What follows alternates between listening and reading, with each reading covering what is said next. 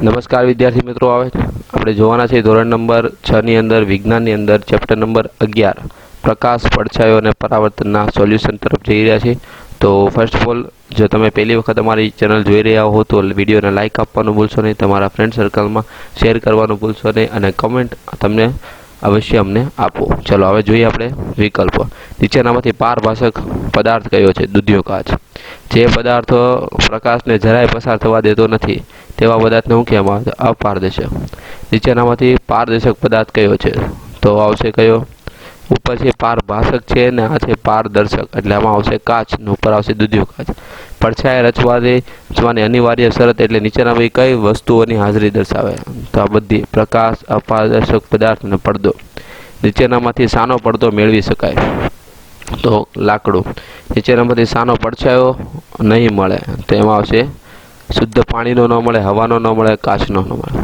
સૂર્યપ્રકાશમાં લાલ ગુલાબના પડછાયો કયો રંગ દેખાશે? કાળો દેખાશે। ચલો ખાલી જગ્યા છે, પહેલી ખાલી જગ્યામાં જોઈએ આપણે પ્રકાશ જે પદાર્થમાંથી સરળતાથી પસાર થઈ શકે તેવા પદાર્થને શું કહેવાય? પારદર્શક। વાદળ ખાલી જગ્યા પદાર્થ છે પારભાષક।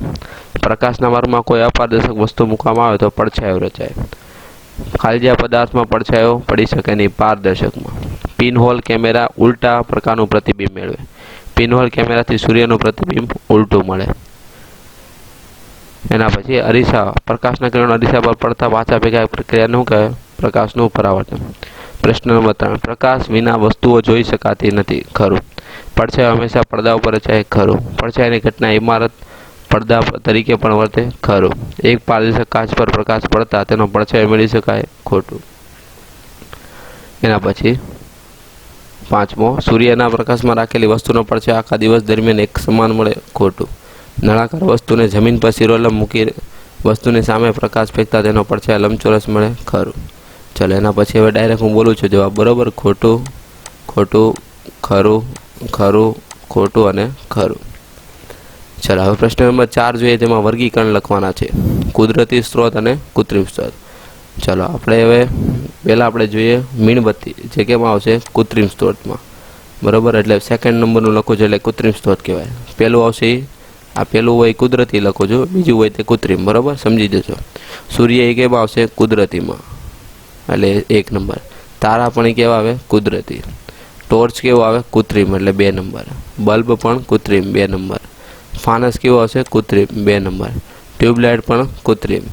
આગિયો છે પાછો કુદરતીમાં આવશે। ચાલો એના પછી બીજું વર્ગીકરણ તમને કરવાનું કીધું છે, અપારદર્શકમાં, પારદર્શકમાં, પારભાષકમાં અને પ્રકાશિતમાં।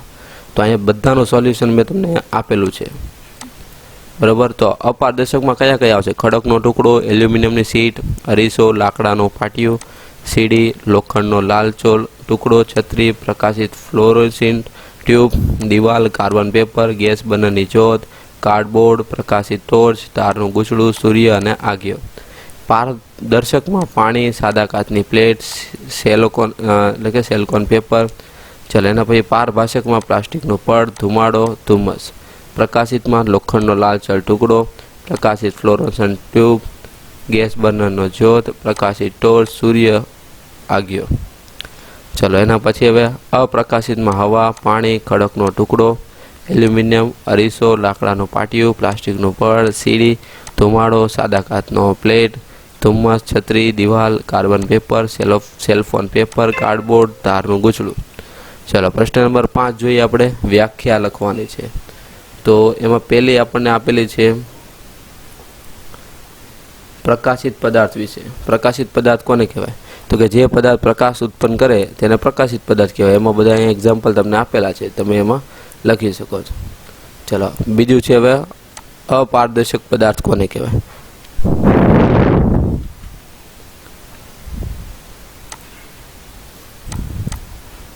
ચલો અપારદર્શક પદાર્થ કોને કહેવાય? કે જે પદાર્થ પ્રકાશ આરપાર થઈ શકતો નથી તેને અપારદર્શક પદાર્થ કહેવાય। પ્રકાશનું પરાવર્તન કે કોઈ પણ સપાટી પ્રકાશનું કિરણ પર આપાત થઈને પાછું ફરવાની ઘટનાને પ્રકાશનું પરાવર્તન કહેવાય।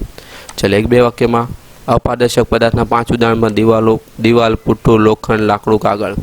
પડછાયો કોને કહેવાય? તો કે પ્રકાશના કિરણના માર્ગમાં અપારદર્શક વસ્તુ આવતા પ્રકાશની કિરણો તેમાંથી પસાર થઈ શકતા નથી. આથી વસ્તુ બીજી બાજુએ અપ્રકાશિત કિરણ વિસ્તાર રચાય જેને પડછાયો કહેવાય. પ્રકાશ ક્યારે અવરોધાય તો કે પ્રકાશ માર્ગમાં કોઈ અપારદર્શક વસ્તુ આવે ત્યારે પ્રકાશ આગળ ત્યાંથી જતો નથી. સમતલ અરીસા વસ્તુનું પ્રતિબિંબ કેવું મળે તો વસ્તુના કદ જેટલું પ્રતિબિંબ અને અરીસાથી વસ્તુઓ અંતર જેટલું જ મળે અને ચત્તું મળે. ચલો હવે અહીં તમને તફાવત લખવાનો કીધો છે, પારદર્શક અને અપારદર્શક.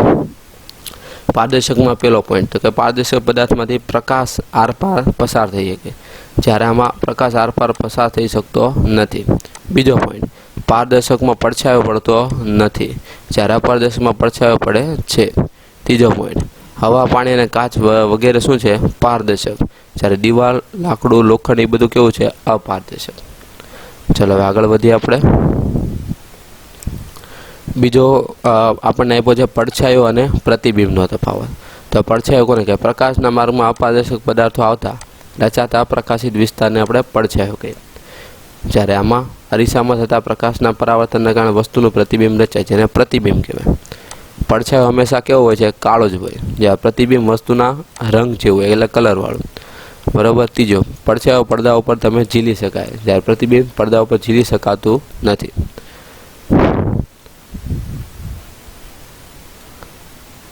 તો આ તો આપણે ધોરણ નંબર 6નું સોલ્યુશન. જો તમને પસંદ આવ્યું હોય તો લાઈક આપવાનું ભૂલશો નહીં. બીજા સોલ્યુશન મેળવવા માટે અમારી યુટ્યુબ ચેનલને સબસ્ક્રાઈબ કરો અને જોતા રહો. Thank you. ધન્યવાદ.